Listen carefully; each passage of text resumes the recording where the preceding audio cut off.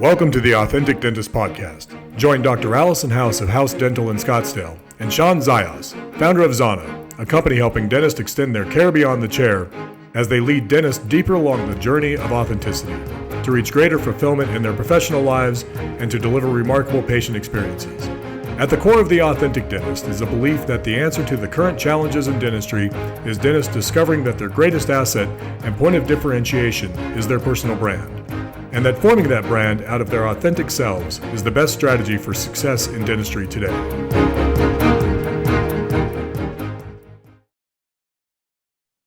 Hey guys, this is Shawn and Dr. Allison House with the Authentic Dentist Podcast. And today we are going to talk about comparisons and I guess how they really stifle our growth and our overall sense of authenticity. So where did this conversation come from? I was just talking to you about what I read on Facebook, and the comparisons I see on Facebook they always make me feel less than.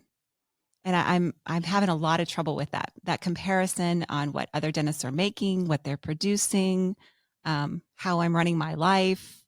I don't seem to be going off to Mexico every weekend. And there's just a lot of things posted that make me feel like, oh, I am not doing great in life. I'm failing. And I don't know if it's really true. It bothers me a lot. Well, so that's encouraging that that's your world, because I feel like the same. Now, again, this isn't all the time, but like me at my worst, I wouldn't even say at my worst. Let's just say from time to time, it's like I'll silo in on a certain thing that I'm seeing someone else living, whatever their experience is. And social, all that is it's snapshots, right? It's these little pieces of someone's story that they're showing. And the best part of them, they're not posting the worst part. Right. Well, some people, but most people don't. You're right. Most people aren't talking about the discouragement or tough times. They're talking about the highs, and they're showing, like you said, like the world travel. And yeah, for me, all of a sudden, I just drift to this place of like, wow, in this one area, it seems like they're crushing it and I'm not. And it becomes this place of my lack. Yeah. So I ran through my numbers because it's here at the end of the year and I'm trying to put together my budget. And I see what I'm paying myself and what my overhead is and how many new patients I have. And then I go into dental nachos or the business of dentistry, and all these people are crushing it. I'm producing $3.2 million. I'm paying myself all this money. And it's just me all by myself with 2 operatories. I'm thinking, oh my God, how are you doing that? Now, the good news is I'm on this other group called Mommy Dentists. And Mommy Dentists don't really talk about money, which is interesting because when you're in a male group, they all talk about money. When you're in a female group, they all talk about looks and children. And so what we value in life is different. I can tell that, but I'm pretty sure that all of it's true both ways. I think that men do value family. They just don't talk about it. And I think women do value money. They just don't talk about it. So there's some happy medium there. I don't know what it is. But I do find that, I feel less than, and when I'm comparing myself to what my male colleagues say they're making. And I know when we were talking, you asked me a question, which is like, what is success for you? Because in one of my comparisons, I was like, wow, I don't feel as successful in this area, because I feel like when I measure or compare myself, I come up short. And I really wanted to point out, though, because who you compared yourself to is 15 years older than you are. And we do that all the time. And this person doesn't have any kids. So it's just not even an apples to apples, because you have 5 kids. Your kids are still home. There's kind of no way that you can jet set off to Egypt and meet with people, because unless you're going to take your 5 kids, it's not in your value system at the moment. But that's the crazy thing, is that like I remember we had a conversation about comparisons when it comes to business, and it's like, oh, okay, I'm starting a business and I'm an entrepreneur and I have this idea and I need to bring it to life. And if I do anything short of what like Zuckerberg did, I'm a failure. And it's like, wait, like that, I don't know where that comes from. I imagine it comes from some sense of like I don't know, a desire for excellence, or if someone else can do it, hey, I think I can do it too. So I don't know. Do you think dentists struggle with that, or could struggle with that same um, idealistic Absolutely. okay. Absolutely. We've all decided that we should have this certain practice that produces a certain amount, collects a certain amount. It's supposed to look a certain way. And yet we're all different people. And what we value at different times is different. So I like to be pretty vulnerable. So I'm going to tell you about when I was 28 years old and started my new practice. So I started my practice when I was 28, which is insane when you think about it. And I bought a house the same year. And when I say I bought a house, I didn't buy a house. My husband bought a house because I just started to practice and the bank would not give me a loan. The house was $250,000, which I know that doesn't sound like much today, but in 2000, what was it, 3, 4, that was so much money. I told the realtor I wanted a $250,000 house in Scottsdale, and he laughed at me. He said, I think I can get you someplace in Surprise. Oh, that's an hour drive to my office. I don't want to do that. So we bought a fixer-upper. And when I say fixer-upper, I mean the kitchen had gold paint and avocado appliances. There was an intercom in every single room. And that was like height of the thing. The house had not been updated at all. It was. So the intercom was a bad thing that dates it? Yeah. This You is know, with the old. dial. Okay. Yeah. That you can get the radio on. I mean, nobody even listens to the radio anymore. But I mean, this is the house that we could afford at the time. And I had 2 little kids because I had kids in dental school. And I mean, I poured what I could into my practice, but at 4:00, I was going home. I mean, I had volleyball practice and we had Rubik's Cube practice and Girl Scouts and, I had to make dinner. So at 28, I am not pouring into my practice. I'm not pouring into my education because I have all these other things happening. And we had $250,000 worth of school loans. So we had $250,000 in my practice, $250,000 in a house, and $250,000 in a school loan. And then 2 years later, my husband bought a practice, $250,000 there. So we were $1 million in debt. That's the dream. It didn't feel like a dream.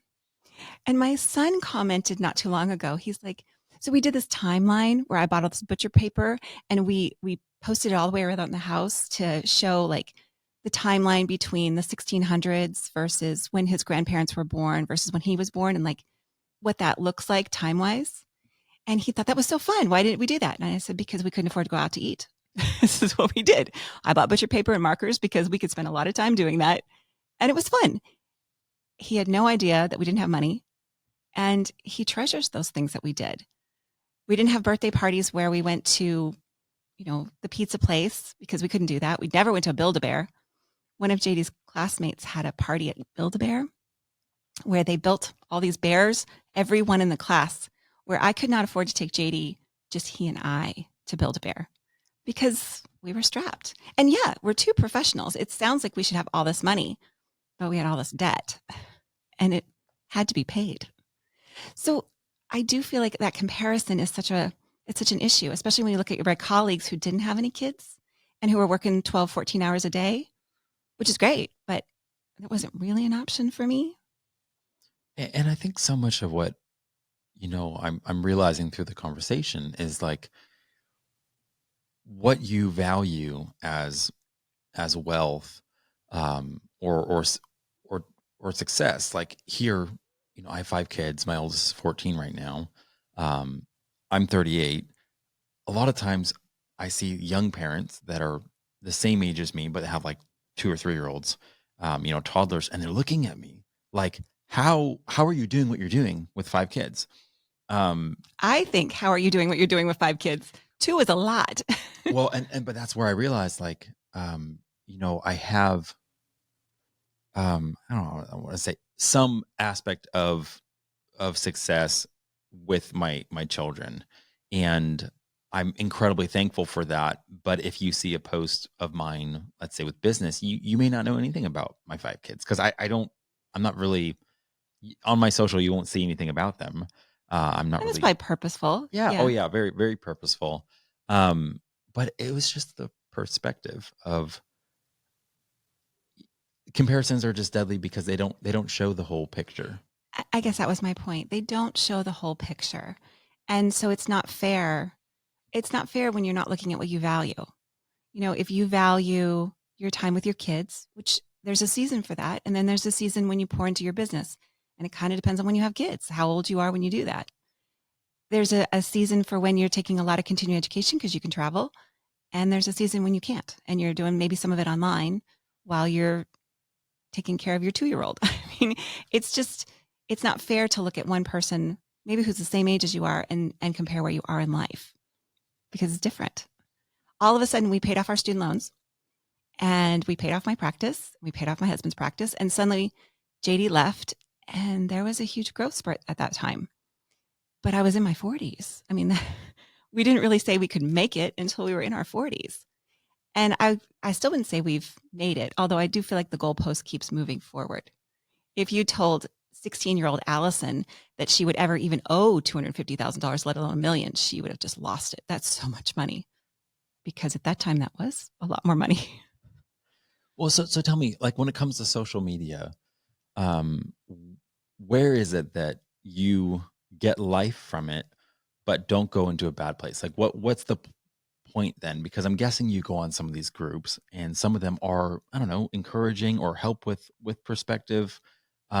Where is there a line where all of a sudden it's like, hey, I'm coming at it from a certain mindset where I'm just getting encouraged versus, oh, I'm starting to see stuff and now I'm slipping into comparison. So I try not to read the humble brags when somebody says, I'm making all this money and is it really acceptable? And okay, I don't, that's just making me crazy. I don't need to do that. But I do like to social media because I do feel like I learn things. When somebody will post a case and then people criticize it, which I don't really like, but it is interesting to know what other people are looking for and why people made the decision they made. So I find that helpful. I just try and stay out of the comparison one and into the learning one. Where are we learning? Cases, Dr. Rico Short posts cases all the time about endo. I don't do endo, but it's so helpful for me to see what's possible. And so I think social media does have its place, but you just don't want it to make you feel less than. So do what you value, what's important to you, and don't worry about everybody else. I think that's the message. Thank you for listening to the Authentic Dentist Podcast. To join Allison and Shawn on this journey, hit the subscribe button to never miss an episode. Here's to your success. Express yourself fully. Live authentic.